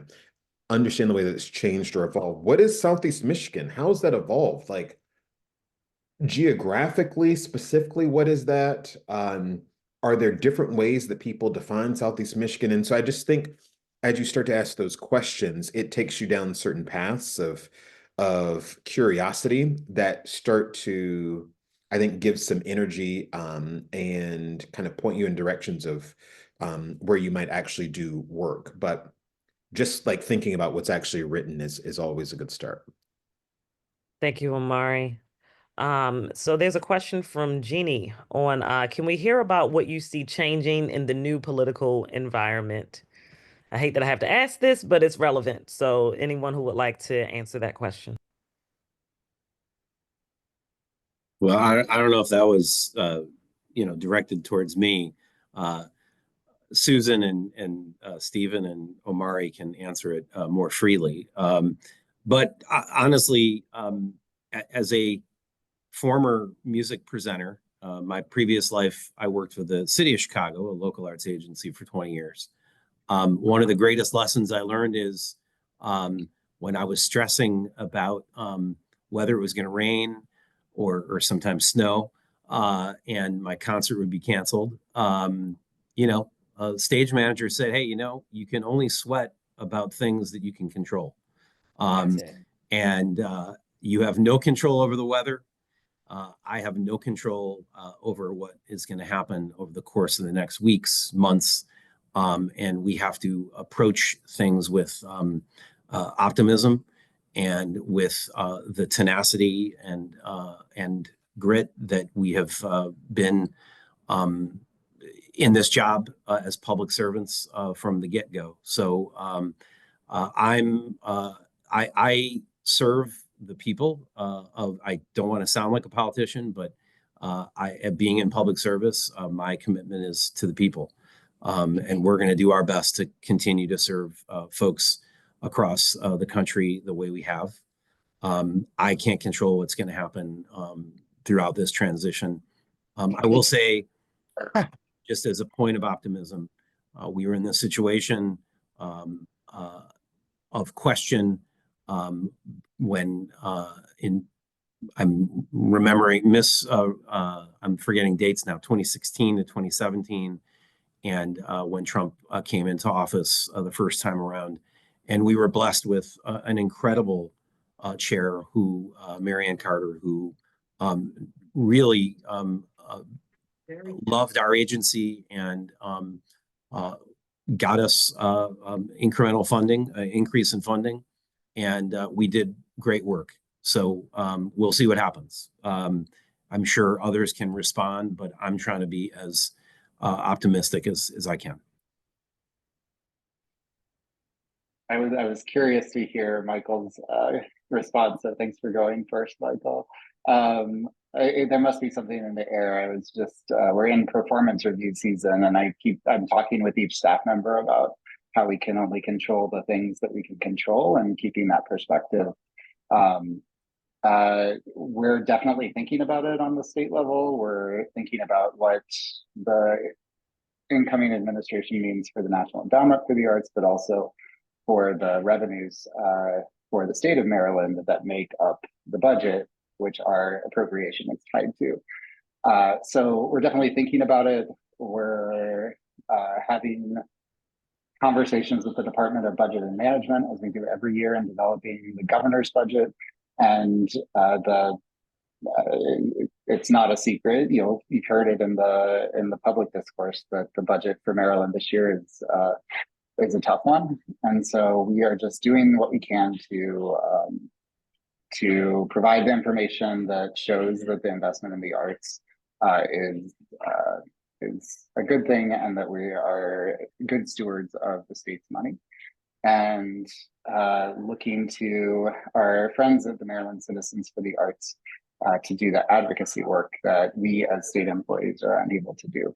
So I'd encourage you, if you are worried, channeling your your worry into something productive would be to engage with Maryland Citizens for the Arts. Thank you so much, Stephen, for that note. And Jeannie put their information in the chat for that. And so I did want to just say a quick thank you to Michael Orlov from National Endowment for the Arts. We know you have to get out of here, but thank you so much for everything that you shared with us today and for your commitment to all of us here. So thank you, Michael. Thank you, Michael. Thanks, everybody. I appreciate being invited, and you're with the real masters here, Omari and Susan and the rest. It's been great to listen in, so I appreciate it. Unique, thanks for moderating and doing such a great job. Jeannie, thanks for the invite. See you all soon. All right, Thanks, thank you, Michael. Michael. Take care. All right. And so with that, I did want to just point a couple of other questions in the chat, unless anyone wants to answer this one that we're on now about the new political environment and particular changes. We're just going to keep our ear to the ground. You know, as I said, we get a huge amount of funding from Montgomery County, and Montgomery County is blue. And so understanding that we will be affected by whatever happens with state and federal funding, you know, we're looking at our advocacy messaging, making certain that we are able to talk about what residents are asking for. We're talking about the cultural life that's so important to us that we lifted up during the pandemic that the county responded to financially, as I mentioned to you. We asked for 10 million, we got 7.75. So that really showed us how much the county was willing to invest in cultural life. And after the downturn of 2008, when we made the economic argument, people heard us and understood that we were also an economic engine. So I think keeping our ears to the ground, making the arguments that we think will resonate best with legislators and their residents' needs, and also keeping a keen eye on what's happening at the state level. I serve as the treasurer for Maryland Citizens for the Arts.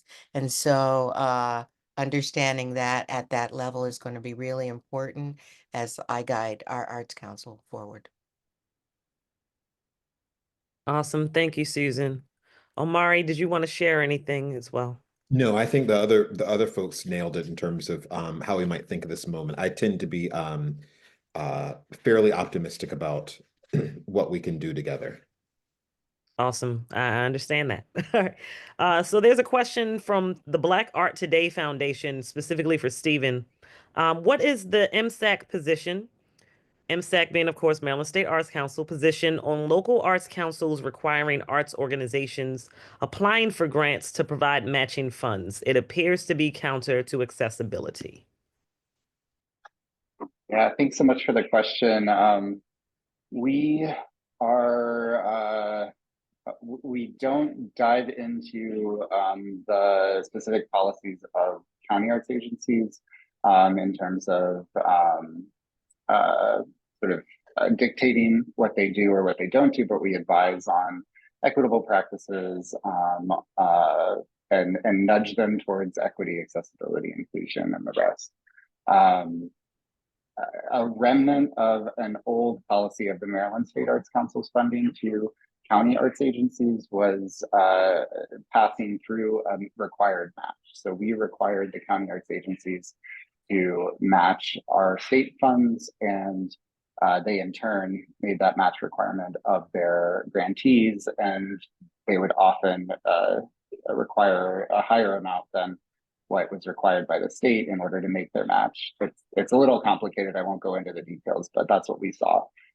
In examining those ramifications and in revising our own programs, we did away with the match precisely because we saw issues with accessibility and equity and inclusion. So there might be some remnants in that in local arts agencies. I would say that, as Susan mentioned after my previous comment, we encourage the arts councils to take our lead and also to advise us when we are doing something that is counter to our principles and how we're thinking about things.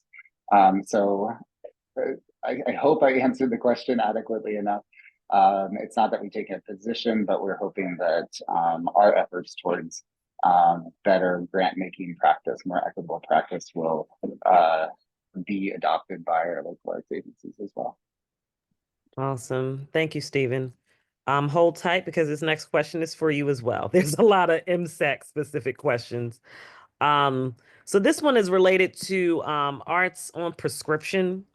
So I'll just read out everything that it says. Engaging with the arts is increasingly being looked at as a solution to loneliness, depression, and anxiety. Other states such as Massachusetts, New Jersey, and Alabama, and cities have embraced, quote, arts on prescription or social prescribing as a way to promote public health and shore up arts organizations. Does MSAC have this movement on their radar, and are they intending to advocate for bringing this capability to Maryland? And they say that this would need some government intervention to create this market here in 2025. Thanks for the question again. And the short answer is yes. I'm having conversations both with Art Pharmacy, who works with the Massachusetts Cultural Council and is starting to work with other states like Connecticut and New Jersey to bring this type of program to their states. I'm having conversations with them, as well as identifying the folks in state government and the insurance markets, the large healthcare providers, to float the idea and move the idea forward in Maryland. So the short answer is yes. If anybody has contacts that they would like to make the connect me with, I'll put my email in the chat so that you can find me.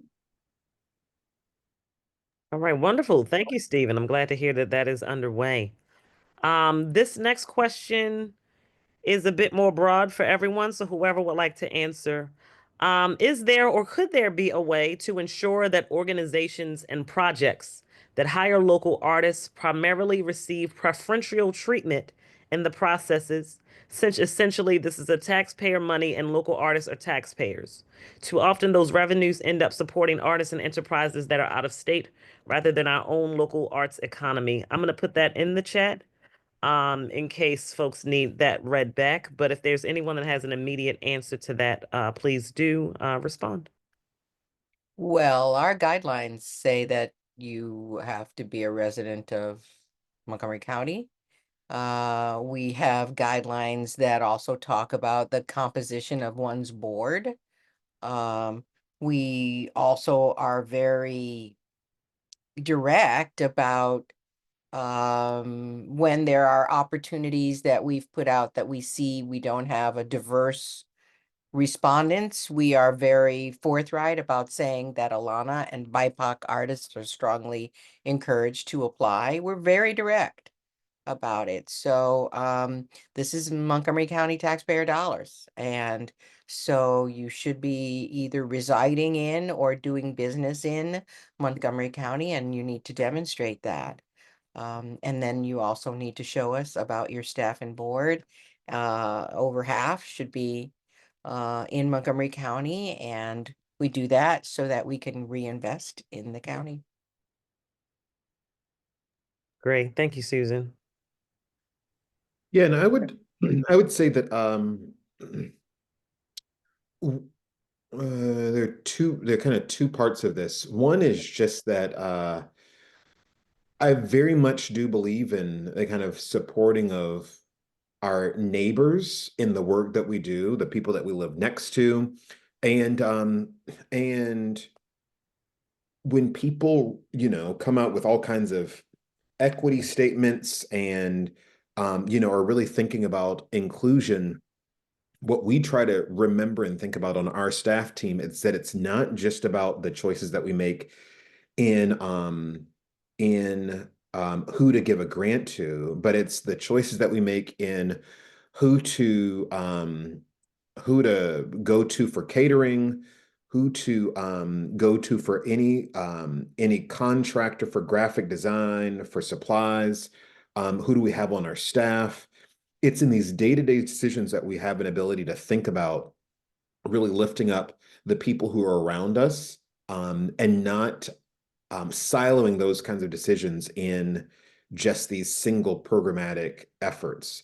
And so, that's my encouragement is for anybody to really think broadly about the opportunities to do the work of lifting up, for instance, local artists. I would also say that one of the kind of conundrums in our region is that some of the venues and some of the spaces that local artists desire to be presented in or have their work shown in the most are ones that are known for having a national profile. They're the ones that are known for having in artists from all over the world. And that context of being able to have their work seen alongside or presented alongside local folks is alongside national and global artists is the thing that makes those special. And so I think for me, it's really about a balance, and it's really about an organization, a presenter expressing deep value for the people who live next to them, their neighbors, and the ways in which the work that they do advance their lives and livelihood. Wonderful. Thank you. Thank you for that. And so I do have one question, unless there's any others in the chat or anyone wants to raise their hand. Does the council have a role in professional development support for artists? And if so, what is that role? This could be a question for Stephen, could be for Susan or Omari, anyone that has a sort of model around this. So we think about professional development in two ways. At the State Arts Council, we provide professional development based on constituent requests. So when we're either talking with somebody and identify a need, or identify a need based on applications that are coming in, or county arts agency telling us directly that there's a need, we'll develop programming, offer it free of charge, either to a specific group or publicly. All of our public programming is available. Listing of it is available on our Eventbrite page. I'll try to put that link in the chat. So we offer free professional development that way. We're starting to curricularize it, so create a series of offerings, and we do that in partnership with a variety of sources, including Maryland Volunteer Lawyers for the Arts and Maryland nonprofits. And then we also have a grant opportunity, the Professional Development Opportunity Grant, that offers, I believe it's $2,000 grants for professional development when a individual or an organization identifies a professional development opportunity. They can apply for a grant for us to support their participation in that opportunity. So I'll try to put both of those links into the chat. Thank you, Stephen. I do want to say that might be our only response for that question. If anyone else has anything they want to share, please do so in the chat. Because there is one last question in the chat, and then I'm going to turn it back over to Jeannie to close us out. So a question from Monica Herbert says, what factors would you prioritize when initiating an effective process for creating a new county arts agency program, such as identifying community needs, securing funding, or building partnerships? Additionally, how do you determine the appropriate timing for launching such a program to ensure its sustainability and relevance within the community? Noting that this is a big question, but they're just trying to see what is key to consider forming a new county arts agency. If any one person wants to take that question on.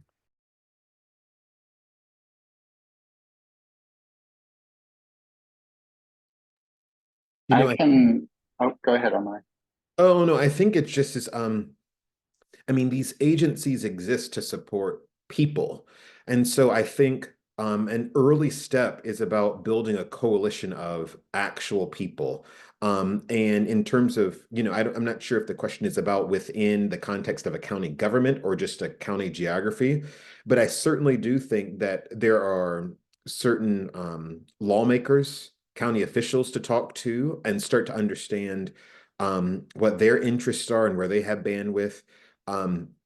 I think things like these local arts agencies are best when they're formed by the people who actually need the service, as opposed to someone organizing it because they think that people need certain services. So I'd say also the kind of small scale, incremental grassroots organizing of pulling people together and having, those gatherings continue to attract more and more people. And then once you have a critical mass of people there, then you can start to go to those county officials and demonstrate that there is a need and there's a community. And then I think also sometimes with these, the formation of these groups, not immediately thinking about the money piece, but first thinking about how the group can really help itself and how the peer support can really continue to be that proof of concept that eventually one day then starts to excite a funder or donor, that one day starts to point a path to some kind of revenue generation, maybe by having an annual fair where art is sold or something like that, or by convincing lawmakers that enough of their constituents have this as a core interest and need, and validate that lawmakers' interest in sponsoring some kind of support for the group. But I think getting behind the idea that it's incremental work, that it's coalition building work, and that it's people focused work first, to me feels like the early path. Awesome. Thank you, Omari. Stephen, did you want to answer that as well? Omari said it very well. I'll just say that the way that we structure our application process encourages that type of work. We start with asking, we're looking at county designation of the local arts agency. So what is the makeup of your county? And describing that so that we understand that the organization understands that. And then the second question is, how did you engage with the communities that you serve in developing your plan to serve them? So starting with people. Thank you, Stephen. And thank you to everyone. Thank you to those of you who have stayed through until the end. I do appreciate everyone, and thank you to those who had to hop off before. Either way, we just appreciate you. And let's just give a virtual round of applause to our panelists. Thank you so much for your offerings and just everything that you shared with us. As they would say, $1 million worth of game, so to speak. So we just thank you so much for everything and all of the work that you're doing in your respective regions. And I'm grateful to be a moderator for this panel. Again, my name is Unique Robinson. Thank you to GBCA for asking me to be a part of this. Thank you to Denise Kumani-Gant at the Lyric for inviting me in. And now I do want to turn it over back to Jeannie. Thank you so much, Unique. You did a fabulous job, and we are so grateful to all of our panelists, Susan, Omari, Stephen, Michael, and Patrick. You were amazing. You brought to us so much to think about, so many wonderful, visionary, and inspiring comments, and it's just so amazing to hear about your work. We're so grateful. I just want to say thank you again to all of the people who helped to make this possible. And I'm going to try to do a share real quick because I didn't do it well last time, so that you can see the names of all the people who were involved in the group of making this event happen. If you would like to get involved, we'll be sending out a survey following this. Tomorrow, we'll be sending out a survey with just a few questions. We'd love to hear your feedback. This group is growing. We'd like for you to join us.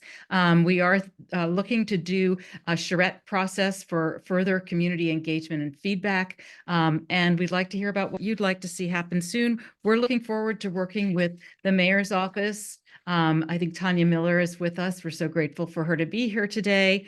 And we hope that you will also become a part of a larger brain trust and add your name to advocacy issues going forward. I dropped in the chat also Maryland Citizens for the Arts link to their email advocacy alert process. If you didn't get that, we can include that in the survey, and you can also find that easily on their website.